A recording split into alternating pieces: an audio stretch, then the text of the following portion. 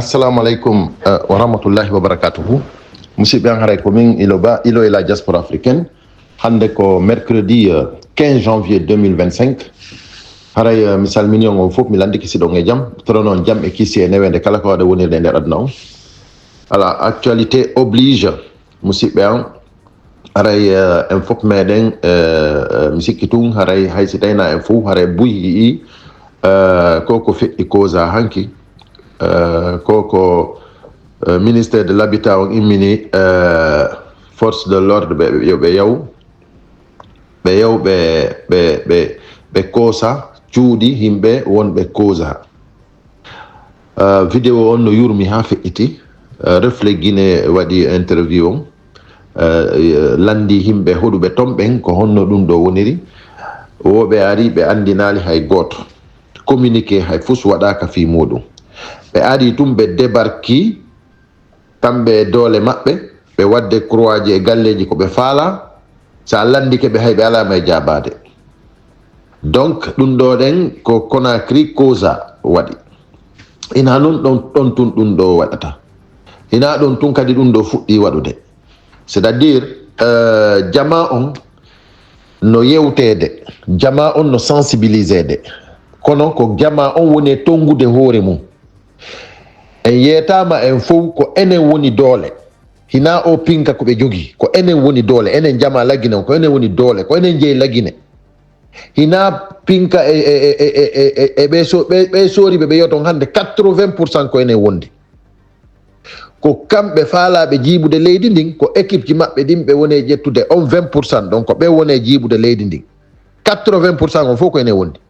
ɓen ɗon noon fof koye habbi o ko enen jama laggine on immoto moko baɓe laggine ɓe, si moko baɓe labbine ɓen décidi immagol ɓe ɗowta ɓe hanko pale ɓe délosa président o nde ɗon inna sa on hewti pont 8 novembre haray o dogi haray musidɓe an, c'est à dire hinamo ɓe yo jooɗo habbo tour mum on so yimi inni on mo ɓe mo yo yaltu wola moɓe faala nangude ɓe nanguɓe so koya ko par ce que hilan andi ɓe ronkay, si tawi fof immudi ɓe ronkay, si tawi en waɗiri ɗon goto goto wallahi ɓe tampinayi en tarday. Mi andini on soorijo goto yaltata inna on imme yalton ko enen wondi, mi andini on 80% maɓɓe ɓe fof yiɗen wondi, mi andini on si fewtinayi on finkari ɗon fella ko 20% on koye nder ɓen ɗon. Joni noon ɓay haray enen hiɗen ɗuuɗi ko enen woni jooma leydi ndin hiɗen wondi e sooriɓe ɓurɓe ɗuurde ɓen imme yalten, imme musidɓe an wata on jooɗo yimɓe ɓen ara waɗa ndaare sifa ko waɗi causa ɗo ɗen hanki ɗum ɗo ɗen e nder c'est à dire fewndo ko laamu maɓɓe ngol lanni 31 décembre manda maɓɓe o lanni, c'est à dire ko haldano kon ko signano kon ko huɗano kon fof gasi. Joni ko honno wawata ɗon jooɗorde kadi hamɓe ara ɓe lanca on galleji ɗin, lancana on galle ɗe annanda hoorema ni gila hoɗuɗon ɗon duuɓi hara ko ɗon tun anduɗon ɓe ara ɓe lancana hara noon lancuɓe ɓen ko bandije ñalorma teɗɗan par ce que ɓe laamaki. Joni noon ɗo kadi haɗay ko ɓuuri yurmude kon kadi ko yimɓe wonɓe sutanude ɗum ɗo ɓen par ce que hina mandaɓe jogui hay goto fotanaɓe ko halda kon lanni le 31 décembre. Joni onon ɓe jokkuɓe CNRD e supportugol ɗum ɗon onon hiɗon wakkili hakkude moɗon e Allah fi intérêt mon personnel on tu yo jooɗo haccoɗon sifa ɗum ɗo fankon mbude ronkon démissionnugol hakkude moɗon e Allah hiɗon wakkili ɗum ɗon. Musidɓe an haray musidɓe an hande kadi yimɓe ɓen wata jooɗo habbo wata sutanu sifa ɗum ɗo accire ni sutanugol sifa ngal bandiyagal ɗo par ce que ɗo ɗen fof andi wondema ko bandi laami leydi ndin yoɓe arɓe koosa galle maɗen hara ɓe avisali ma ɓe jonne 72 heures fiya yaltu galle ɗen hay nokku ɓe naɓatama kadi hara ɗa wondi e ɓey guure ma so nani témoignage ji ɗin ko yimɓe hoɗuɓe toon ɓe wowli kon onon ɓe yiyaɗo vidéo o wallahi billahi on daara tawon vraiment no yurmi ha feƴƴiti keerol.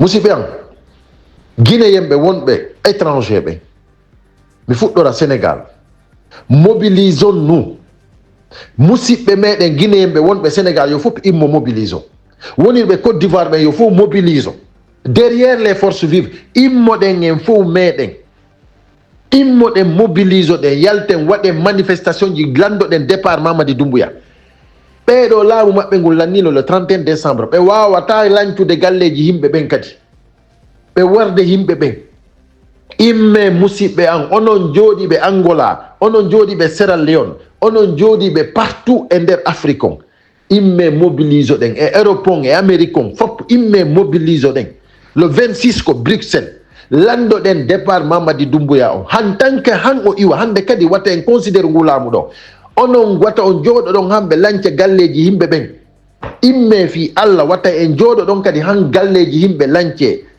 imme onon sutenuɓe ɓen fof démissionné miɗo andi UFDG landoto wonanɓe ɓe ko wonanɗoɓe ko CNT o ɓayla andi ko goto wonani ɓe toon yo yaltu toon si tawi o yaltali toon ko haaju makko par ce que ko kanko tu woni toon so o yaltali ko CNT toon haare ko kanko tun andi onon heddiɓe wonɓe ko CNT ɓen toon fou représentant peuple on imme démissionné acce tonguidirgol mi inni on 80% des forces de l'ordre guinéen ɓe hiɓe wondi e meɗen imme ɗum ɗon on wata on waɗu e ɗiɗi ko bandi salte woni ɓen ɓe yoton on 20% heddiɗo ɗon ko ɓen wona ukkite ɗon ko ɓen woni e warde himɓe ɗon ko ɓen woni e yewde ɗo ɗen koosa galleji yimɓe hay goto nelaɓe dey ko bandi yagal ɓe woni e wadde ko kamɓe ko ɓe faala kon ɓe waɗata fewde ɗo ɗen ni noon so on jooɗi ke ɗon ɗen noon on fankiri ɗo ɗen ni haray mi andini on ɗum ɗo ɗen on vous allez le regretter awa haray ina juutingol message ji ɗin mi arda ɗo message goto tun juste en français et puis c'est bon haray le 26 tout le monde à Bruxelles haray ko teddungal e jama on mbiɗo toro jama on fof yo mobilise à tous les niveaux wonirɓe partout Sénégal Côte d'Ivoire Sierra Leone Libéria Angola partout yo yimɓe ɓen mobilise Guinée Bissau Gambie on fof moɗon mobilisé watta jama on jooɗo hiira ni leydi mundin fanka bude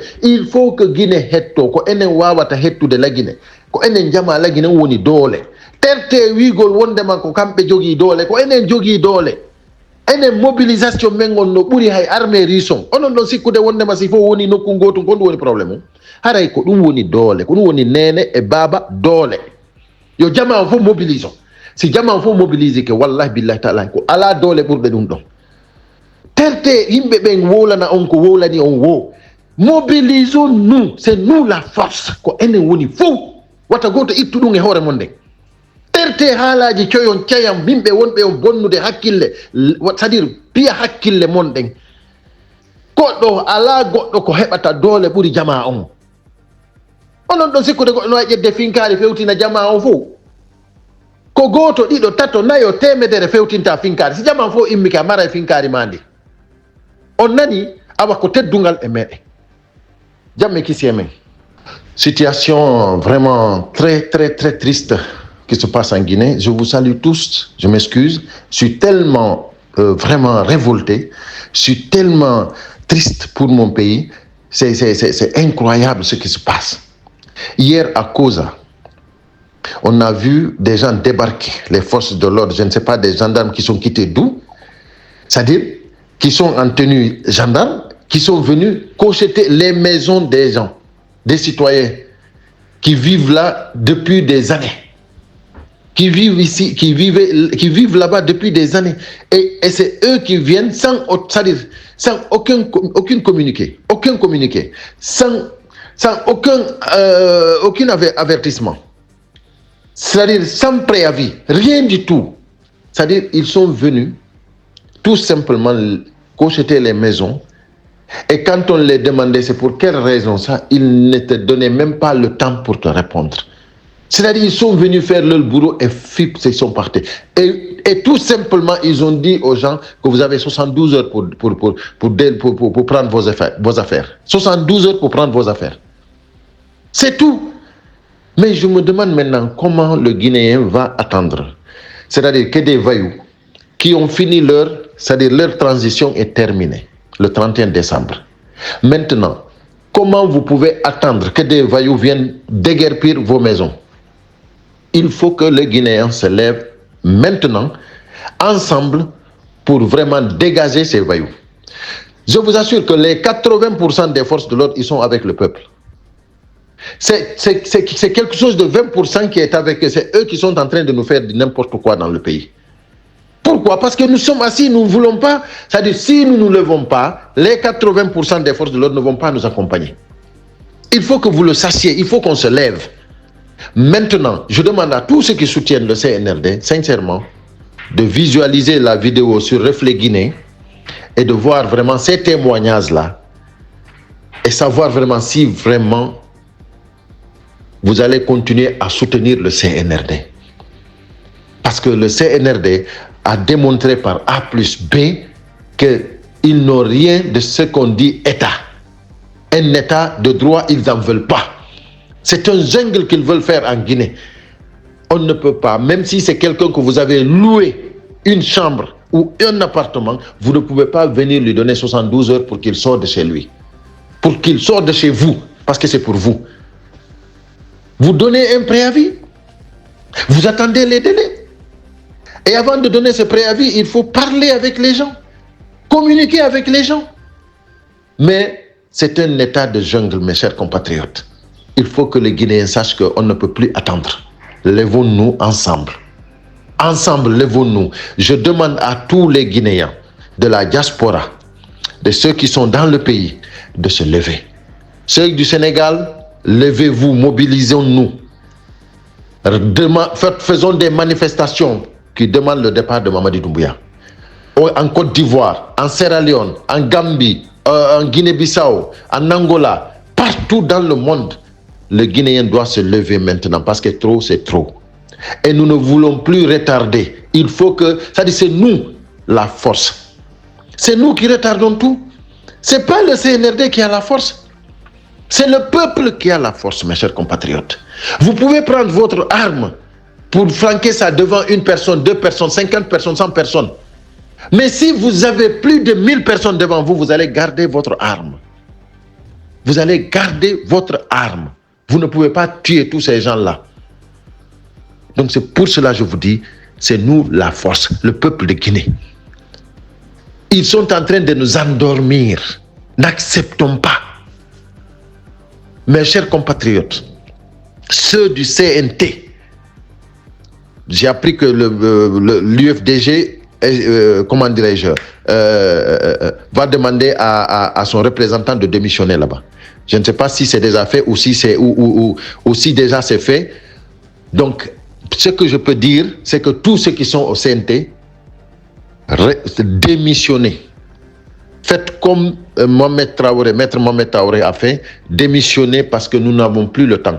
Vous qui soutenez aujourd'hui le CNRD, en tant que ministre, en tant que n'importe quel poste que vous occupez, démissionnez. Parce qu'on ne peut plus marcher avec des voyous comme ça. Le mandat, c'est-à-dire leur transition est terminée. Ils ne peuvent pas. Ceux qui disent encore que voilà, le CNRD est en train de voir les partis, ils vont dissoudre les partis. Mais vous réfléchissez pas ou quoi? Les partis politiques qu'ils veulent dissoudre, c'est là on dit qu'on ne vous reconnaît plus. On ne vous reconnaît plus. Et puis c'est basé sur des faits, sur des signatures, sur des serments. C'est pas dire qu'on ne vous reconnaît pas et puis c'est tout. On a attendu jusqu'au 31 décembre. La date limite, c'est-à-dire la signature, le serment. C'est-à-dire, on ne peut pas dire que ceux-là vont dissoudre un parti parce qu'on ne les reconnaît pas. Et le peuple de Guinée ne le reconnaît plus. Ce sont un groupe de bandits qui les reconnaît. Donc pourquoi vous vous inquiétez pour ça? Moi je me demande pourquoi vous vous inquiétez. Donc voilà, j'étais venu pour ce message. Partagez-le au maximum. N'attendons plus. Mobilisons-nous davantage. Et lèvons-nous ensemble dans le pays. Et ne laissons pas ça aux mains des enfants. C'est-à-dire les forces de l'ordre attendent les militants, attendent les citoyens guinéens. Je dis bien les citoyens guinéens, les responsables, les papas, les mamans, les grands frères, pas les enfants. C'est vous qu'on attend pour dégager les, comment dirais-je, Mamadi Doumbouya. Il faut que vous vous leviez. Vu ce qui s'est passé à Koza, c'est pas seulement à Koza ça va se passer. N'attendons pas que chacun ait son tour. Agissons ensemble. Merci. À bon entendeur, salut.